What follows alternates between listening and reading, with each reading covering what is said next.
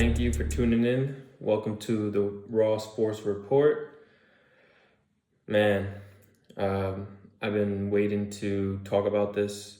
We're gonna start with Tom Thibodeau and the Knicks. I'm devastated, surprised. It was a hard-fought season. Much appreciated. His efforts with us. Was it the right decision to move on? That's what we're going to get into. So let's start with it. Just go over, recap 5 seasons with the Knicks. Won Coach of the Year in 2020-2021 season. He led them almost to about 57% winning percentage.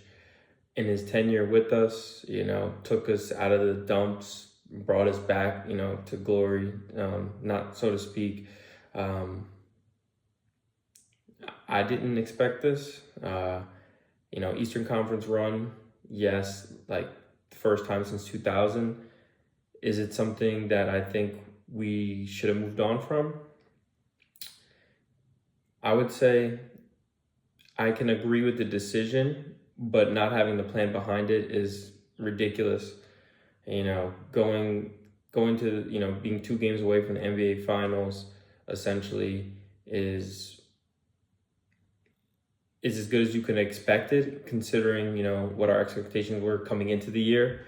Beating the Boston Celtics, you couldn't have expected that. I know I didn't expect that. I was a hater.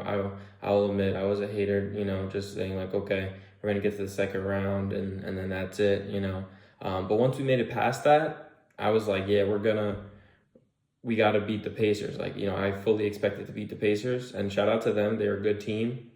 I do think, there was a lot of out coaching during that series. I would say run it back, but the thing that sucks is that you can't pin it all on Thibs, just because it is a lot that he did right, and you had a small sample size with this current constructed roster. So that's where I'm like, all right, maybe we run it back, we make some tweaks, we get the benched, but also, was this a decision made before, the playoffs or before the results of any of the series? Maybe that's something that they had in the back channels that was already determined, and they didn't want to let this cloud their judgment, which, he finally brought us stability, 4 playoff appearances in 5 seasons. Like, this has been the best time, for a long time, as a Knicks fan. So I appreciate everything he did for us.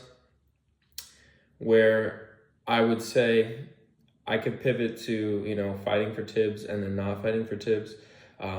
One reason why I would say I would bring him back, going back to what I said, is having him, run it back. Not necessarily with the same team, but definitely with, some minor tweaks. I do think he got out of his team, the most out of this season. And I think it's a construction issue that does need a tweak, and it's the first year of it. So I don't think, it would be fair to do that. And then given the coaches that are out there, it's like, okay, who are we going to bring in that could do better? And then now you're almost punting. I wouldn't say punting, but to bring in a new coach and then expect them to get further or exactly back to where they were is hard to believe. So you're assuming that it might take 2 years to really show. And then by that time you have, McHale's contract is, he's looking for a contract. You're going to have Brunson eventually going to want to have an extension. It costs a lot more. So, different people's contracts are going to be coming off the books, and you're going to need to make those decisions.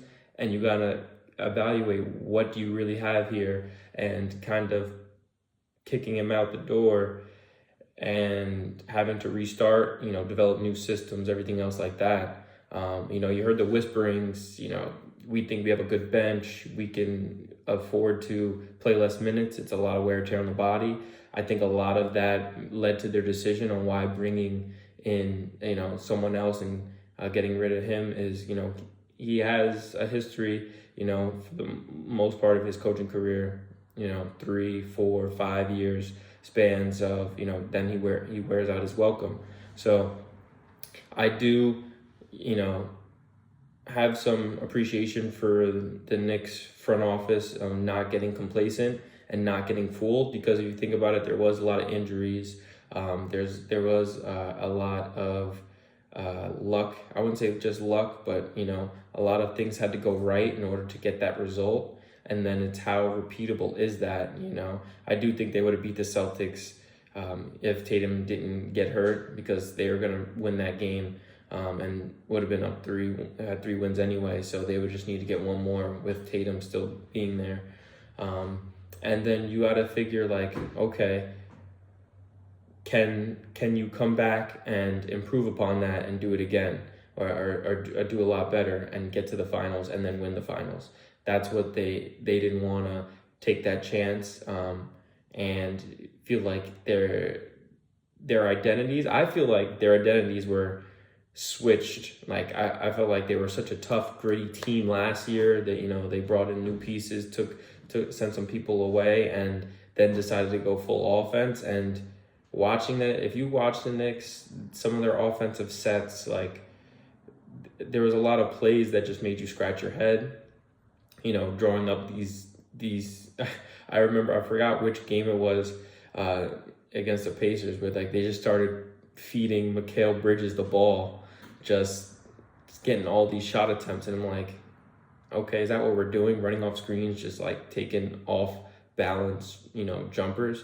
That didn't really make sense. And then a lot of times they just look stagnant. Like the Pacers really like put the pressure on them, and there was a lot of, all right, you try, I try, and I think they didn't exploit matchups the way other well-coached teams do.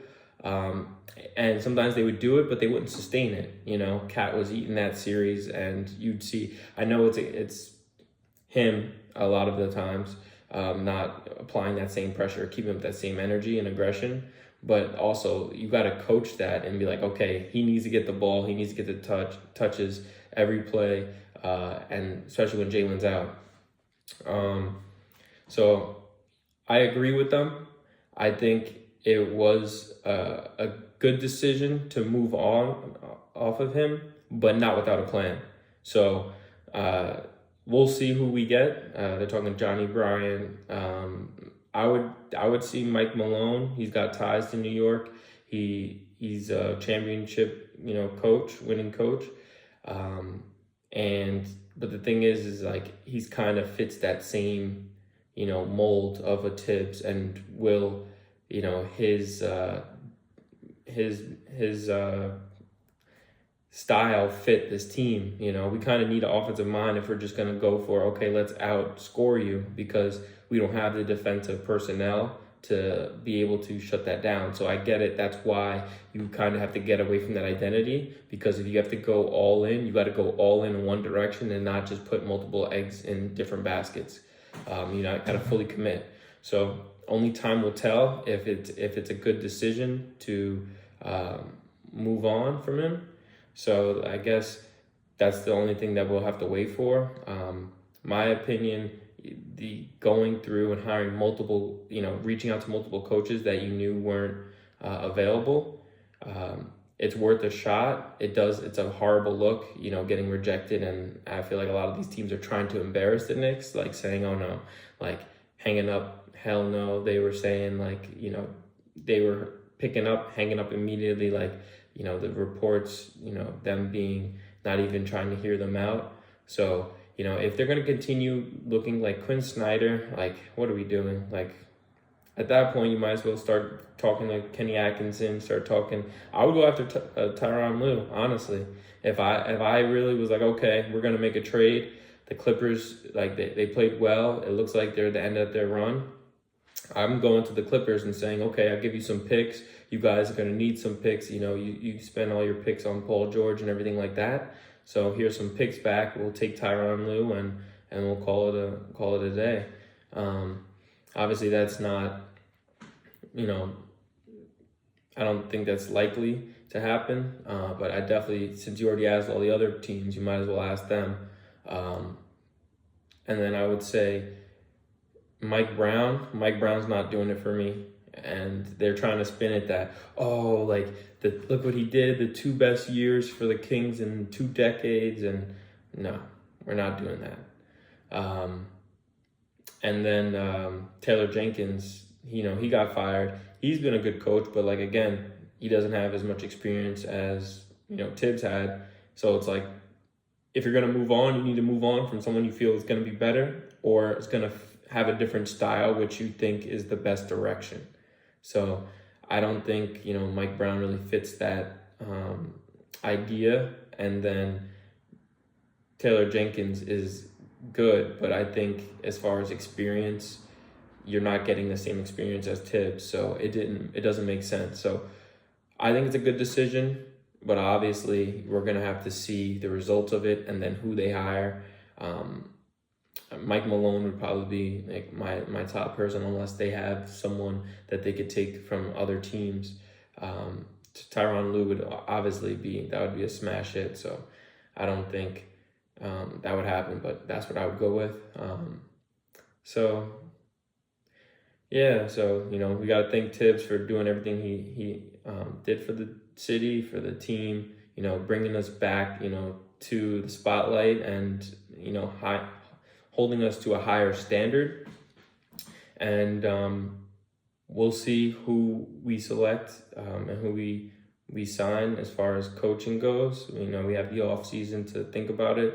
And then, we got to kind of watch these finals, see how it ends up, because the narratives are going to be written based on the results of the finals. If you end up losing to the Pacers who end up winning the championship, so then, it doesn't look as bad, and you just say, hey, you lost to the championship team. Or you say he should have beat them and he didn't get enough out of his team. You had Jalen Brunson preaching for him. He's the guy. And the other thing is like what changes are getting made to this roster to not only bring us back to where we were, but push us past and get to where we're trying to get to, which is win a championship. So only time will tell. Love to talk about who we get later on. So we'll take a look and we'll see. Thank you for tuning in to the Raw Sports Report. And I'll catch you in another video. Thanks.